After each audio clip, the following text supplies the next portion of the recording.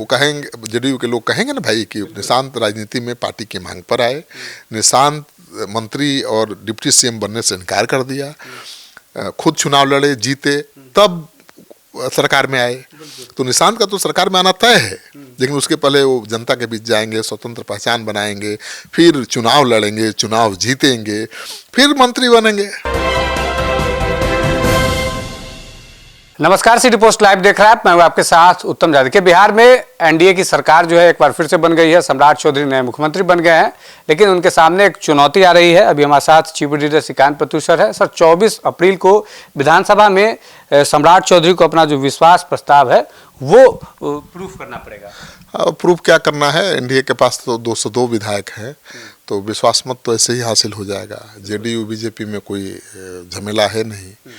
ये तो मुझे लगता है कि एक प्रक्रिया है।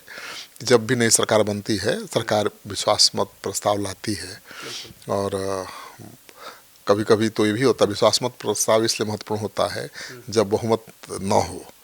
बहुमत ना हो तो वोटिंग होती है, अब वोटिंग में सीएम को बहुमत नहीं मिला तो उनको इस्तीफा भी देना पड़ता है। लेकिन यहाँ तो 202 विधायक हैं एनडीए के, और सब एक मत हैं, एक साथ हैं। तो सम्राट चौधरी जो विश्वास मत प्रस्ताव लाएंगे वो केवल प्रतीकात्मक है, लाएंगे, पास हो जाएगा। क्योंकि अब ये उम्मीद थोड़े आप कर सकते हैं कि विश्वास मत प्रस्ताव लाएंगे और जेडीयू के विधायक बाइकआउट कर देंगे या बीजेपी के विधायक वोट नहीं देंगे। ऐसा तो होने वाला नहीं है। देखिए, बीजेपी में भले कुछ लोगों की नाराज़गी हो, लेकिन वो नाराज़गी का इजहार खुलकर नहीं कर सकते हैं, और एक्शन लेने की बात तो दूर है, क्योंकि बीजेपी एक बहुत अनुशासित पार्टी है और केंद्रीय नेतृत्व के फैसले के हिसाब से ही बीजेपी चलती है। आपको दुख हो या सुख, आपको वही करना है जो केंद्रीय नेतृत्व फैसला लेगा, और केंद्रीय नेतृत्व ने फैसला ले लिया है जब कि सम्राट चौधरी मुख्यमंत्री हैं, तो उसका विरोध करने की हिम्मत कौन जुटाएगा। बीजेपी में तो किसी नेता की कोई हैसियत नहीं है। बिहार में तो ऐसा कोई नेता भी नहीं है।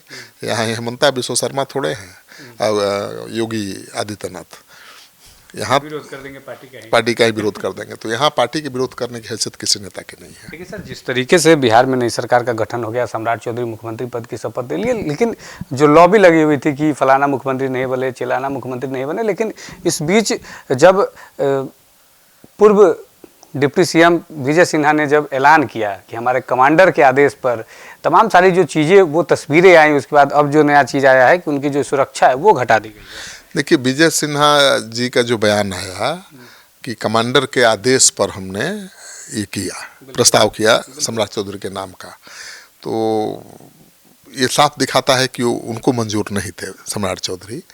केंद्रीय नेतृत्व के आदेश पर करना पड़ा उनको। और मैंने तो यही कहा आपसे कि केंद्रीय नेतृत्व के फैसले के खिलाफ जाने की कोई हिमाकत ही नहीं कर सकता बीजेपी में।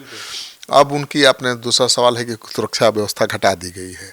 तो पहले वो डिप्टी सीएम थे, डिप्टी सीएम की हैसियत से उनको Z+ सिक्योरिटी थी। अब वो न तो मंत्री हैं न डिप्टी सीएम हैं, फिर भी Z सिक्योरिटी तो उनको दी ही गई है, और वही सिक्योरिटी तो नीतीश कुमार के बेटे निशांत को भी मिली है। तो Z सिक्योरिटी भी कोई छोटी सिक्योरिटी नहीं होती है, VIP को ही मिलती है, खास लोगों को ही मिलती है। Z सिक्योरिटी बिहार के कितने नेताओं को है। श्रवण कुमार जैसे सीनियर नेता को Y+ सिक्योरिटी है, तो विजय सिन्हा को तो Z सिक्योरिटी मिली है। हाँ, घटा है तो ये सवाल उठ रहा है कि क्या अब आगे वो मंत्री नहीं बनेंगे। चर्चा सर ये भी है कि कद घटाया गया है, पहले उप मुख्यमंत्री थे तो उनसे तो हटे ही, उसके बाद सुरक्षा हट गई। देखिए, कद घटाया नहीं गया, कोई उपाय नहीं है। 2 डिप्टी सीएम थे, सम्राट चौधरी और विजय सिन्हा, 2 में से एक का प्रमोशन हो गया, मुख्यमंत्री बन गए। अब सीएम बीजेपी का है तो डिप्टी सीएम तो बीजेपी का हो नहीं सकता, वो जेडीयू का ही होगा। जेडीयू के 2 डिप्टी सीएम बन गए हैं, विजय चौधरी और विजेंद्र यादव। तो अब बीजेपी के पास ऐसा कौन पोस्ट है मंत्रालय में जो दे करके भरपाई कर दे, विजय सिन्हा की नाराजगी दूर कर दे। ये गृह मंत्रालय है केवल, तो गृह मंत्रालय में मिलना होता तो उनकी सिक्योरिटी घटाई ही नहीं जाती। और गृह मंत्रालय कभी मुख्यमंत्री छोड़ता है? नीतीश कुमार ने 20 साल तक छोड़ा? कभी नहीं। और गृह मंत्रालय के बाद के बिना मुख्यमंत्री के क्या पावर? सारे शासन और प्रशासन, पुलिस के अधिकारियों के तबादले का, नियंत्रित करने का पावर रहता है गृह मंत्रालय के विभाग के पास, सामान्य प्रशासन विभाग के पास। और वहीं किसी दूसरे को दे दी जाए तो मुख्यमंत्री तो ऐसे ही कहने के लिए मुख्यमंत्री। नीतीश कुमार ने, उनको छोड़ना होगा, पहले से तय होगा कि भाई हमको छोड़ना है। तो उन्होंने डिप्टी सीएम सम्राट चौधरी को गृह मंत्रालय दे दिया था।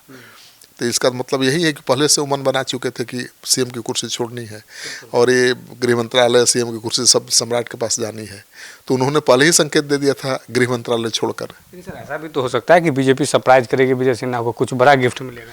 मिल सकता है, विजय सिन्हा भी बड़े नेता हैं और मूल भाजपाई जो हैं उनकी यही शिकायत है कि भाई बाहर दूसरे दलों से आए नेता मुख्यमंत्री बन गए, बीजेपी के पहले मुख्यमंत्री बन गए, हम लोग ऐसे ही रह गए। तो राजनीति में परिस्थितियों के हिसाब से फैसला लेना पड़ता है। परिस्थितियां ऐसी थी कि सम्राट चौधरी के अनुकूल थी। सम्राट चौधरी समीकरण में फिट बैठते थे, नीतीश कुमार के भी। हाँ, न फेवरेट ऐसे थोड़ा कोई होता है राजनीति में। नीतीश कुमार के फेवरेट सम्राट चौधरी इसलिए हैं कि नीतीश कुमार सीएम की कुर्सी दे रहे हैं तो उनको अपने पार्टी का, अपने वोट बैंक का भी ध्यान रखना है। अगर कोई दूसरा सीएम बन जाता, बीजेपी के मन से कोई दूसरा सीएम बन जाता, तो फिर इनके वोट बैंक का क्या होता।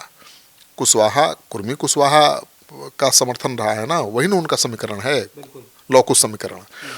कुशवाहा समाज अब तक नीतीश कुमार का साथ देता रहा है। कुर्सी छोड़ रहे हैं सीएम का तो कुशवाहा समाज को सौंप दिया, तो कुशवाहा का जो वोट बैंक है वो तो सॉलिड रहेगा, हमेशा इंटैक्ट रहेगा ना, वो नीतीश कुमार को थोड़े भूलेगा। बीजेपी अगर आगे चलकर कभी किसी गैर कुशवाहा को भी मुख्यमंत्री बना देती है तो नुकसान उसको होगा।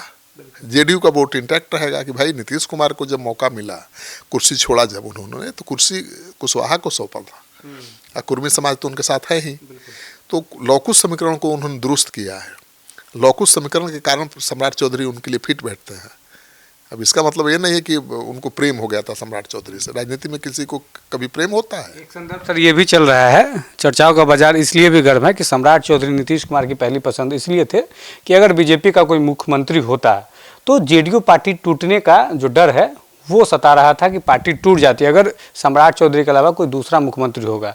तो इसलिए भी पहली पसंद थे नीतीश कुमार की कि वो जेडीयू को एक साथ लेकर चलेंगे, तब तक निशांत भी परिपक्व हो जाएंगे। देखिए, बीजेपी में कौन चेहरा है जरा आप ही बता दीजिए। एक नित्यानंद राय जी और विजय सिन्हा जी, सम्राट चौधरी, तीन ही बड़े चेहरे थे ना जिस पर दांव लगाया जा सकता था।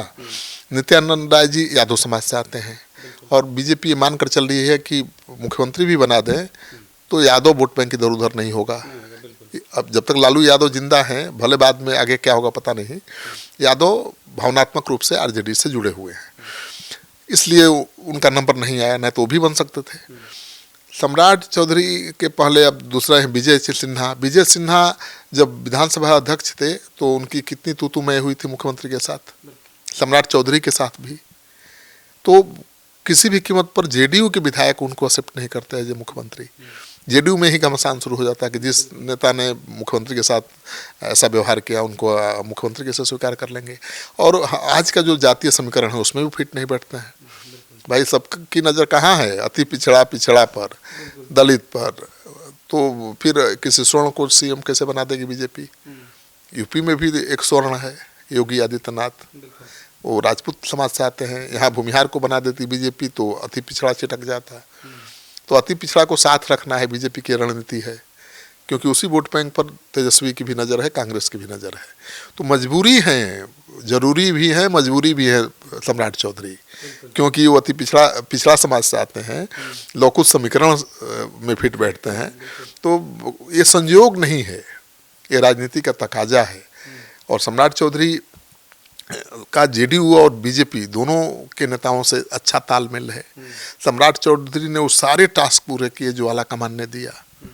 बीजेपी के जो प्रदेश स्तर के नेता खटकते थे आलाकमान को, उनको निपटाया किसने? सम्राट चौधरी ने। सुशील मोदी हो चाहे कोई हो, ठीक है ना। क्योंकि पहले तो बीजेपी की यही छवि थी ना कि नीतीश कुमार के पीछे लग्गू है, सुशील कुमार मोदी वही करते हैं जो नीतीश कुमार चाहते हैं। उनकी काट के लिए सम्राट चौधरी को लाया गया, लेकिन सम्राट चौधरी के पहले भी प्रयोग किया बीजेपी ने। 2 लोगों को बनाया गया प्रदेश अध्यक्ष, लेकिन वो कुछ नहीं कर पाए। नित्यानंद राय जी भी बनाए गए थे, ठीक है, संजय जायसवाल भी बनाए गए थे, लेकिन सम्राट चौधरी बने जब प्रदेश अध्यक्ष तो केंद्रीय नेतृत्व के मन वाफिक काम किया।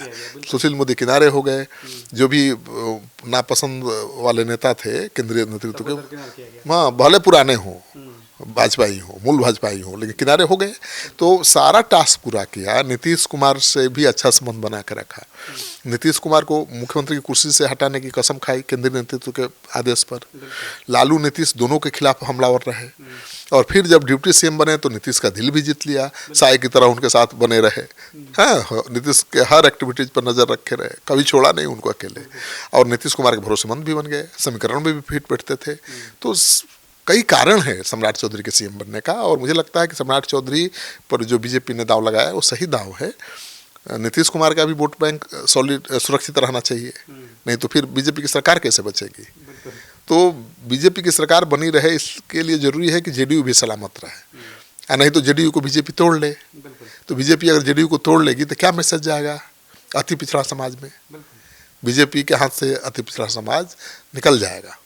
तो बीजेपी जेडीयू को तोड़ भी नहीं सकती है, भरोसे में लेकर ही चलना है। तो जेडीयू को बचाना जरूरी था, इसलिए सम्राट चौधरी को बनाया गया। सर, अगला सवाल ये रहेगा, शराबबंदी की काफ़ी चर्चा है कि शराबबंदी जो कानून है उसमें संशोधन करके उसको खत्म किया जा सकता है, लेकिन सम्राट चौधरी ने साफ कर दिया कि शराबबंदी जो है वो जारी रहेगी। प्रधानमंत्री मोदी ने भी इसकी तारीफ की थी, और नीतीश कुमार ने तो शराबबंदी कानून को लागू ही कराया था, तो शराबबंदी जारी रहेगी। ये नीतीश कुमार बहुत सहजता के साथ तैयार नहीं होंगे शराबबंदी खत्म करने के लिए, और नीतीश कुमार को नाराज करके बीजेपी कोई बड़ा फैसला नहीं ले सकती है, क्योंकि ये मैसेज जाएगा ना कि नीतीश कुमार जिसे कभी खत्म करने के लिए तैयार नहीं थे, बीजेपी की सरकार बनी है, तुरंत शराबबंदी खत्म हो गई। और सम्राट चौधरी का साक्षात्कार लिया था मुस्कान प्रत्युष ने, उसमें पूछा था कि शराबबंदी की खत्म करने की मांग उठ रही है, आप क्या करेंगे, शराबबंदी से नुकसान हो रहा है राजस्व का, आपका क्या कहना है। तो उन्होंने कहा कि शराबबंदी के पक्ष में बिहार की महिलाएं किस तरह से खड़ी हैं आपको नहीं अंदाजा है, आप गाँव में जाइए किसी महिला से पूछिए, वो बताएगी। तो उनको लगता है कि शराबबंदी के कारण महिलाएं नीतीश कुमार के साथ खड़ी हैं, और मुझे नहीं लगता कि शराबबंदी में थोड़ी ढील दी जाएगी तो महिलाएं नाराज हो जाएंगी, ऐसा भी नहीं है। नीतीश कुमार ने केवल शराबबंदी करके महिलाओं का दिल नहीं जीता है, महिलाओं के लिए बहुत कुछ किया है भाई। आप आंगनबाड़ी सेविकाओं से लेकर के आप कौन जीविका दीदियाँ हैं, आप उनको देख लीजिए, उनको कैसे खड़ा किया, एक बड़ा संगठन खड़ा कर दिया नीतीश कुमार ने। नीतीश कुमार ने महिलाओं के लिए पंचायत स्थानीय निकाय के चुनाव में आरक्षण दे दिया 50%, पुलिस की नौकरी में 35% आरक्षण दे दिया, बच्चियों को पढ़ने के लिए स्कूल ड्रेस, साइकिल, क्या क्या नहीं किया।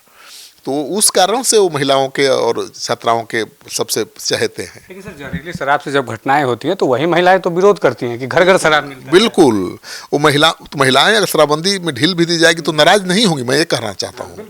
लेकिन सम्राट चौधरी नीतीश कुमार को नाराज करके फैसला नहीं लेने वाला है, ये भी तय है। अभी मुख्यमंत्री बने, अभी शराबबंदी पे कोई अगर इतना जल्दी नहीं है, अभी कैसे बोलेंगे वो। नीतीश कुमार पहले कहेंगे तब सम्राट चौधरी कुछ कहेंगे। आखिरी सवाल ये रहेगा, निशांत कुमार पूरी रूप से एक्टिव दिख रहे हैं, लेकिन सम्राट चौधरी ने कहा है कि अगर निशांत कुमार मंत्रिमंडल में शामिल होते हैं तो उससे उनको कोई एतराज नहीं है। क्यों एतराज होगा? निशांत कुमार नीतीश कुमार के बेटे हैं, हो सम्राट चौधरी को एतराज कैसे हो सकता है? और निशांत आएंगे भाई, लेकिन वो चाहते हैं कि स्वतंत्र पहचान बना के आए, वो चाहते हैं कि चुनाव लड़ के आए। और मेरा जो अनुभव कहता है कि निशांत राज्यपाल द्वारा मनोनीत एमएलसी बन के डिप्टी सीएम या मंत्री नहीं बनेंगे, विधान परिषद नहीं जाएंगे। हो सकता है कि वो चुनाव लड़े। अच्छा, विधान परिषद में तो जब चाहे एमएलसी बन जाए, पार्टी के पास इतना स्ट्रेंथ है, नीतीश कुमार की सीट भी खाली है। लेकिन मुझे लगता है कि कोई विधायक, नालंदा जिले का कोई विधायक इस्तीफा देगा, निशांत वहाँ से चुनाव लड़ेंगे और जीत कर आएंगे तो कोई सवाल नहीं उठेगा। हरनौत से भी सर चुनाव लड़ सकते हैं। बिल्कुल, हरनौत से ही चुनाव लड़ेंगे और चुनाव जीतेंगे। जीत कर आएंगे तो फिर विपक्ष नहीं ना कहेगा कि नीतीश कुमार ने थोप दिया निशांत को मंत्री बना दिया, बिना एमएलसी और विधायक बने। बिल्कुल, वो कहेंगे, जेडीयू के लोग कहेंगे ना भाई कि निशांत राजनीति में पार्टी की मांग पर आए, निशांत मंत्री और डिप्टी सीएम बनने से इनकार कर दिया, खुद चुनाव लड़े, जीते, तब सरकार में आए। तो निशांत का तो सरकार में आना तय है, लेकिन उसके पहले वो जनता के बीच जाएंगे, स्वतंत्र पहचान बनाएंगे, फिर चुनाव लड़ेंगे, चुनाव जीतेंगे, फिर मंत्री बनेंगे। चलिए, बहुत बहुत धन्यवाद सर। हमारे साथ chief editor Shrikant Pratyush sir थे। इस वीडियो के माध्यम से देख पाएंगे आपकी शराबबंदी पर क्या कुछ चर्चा चल रही है, निशांत कुमार की कैबिनेट में कब तक एंट्री होगी, क्या कुछ जो बातचीत है इस वीडियो के माध्यम से देख पाएंगे आप। धन्यवाद।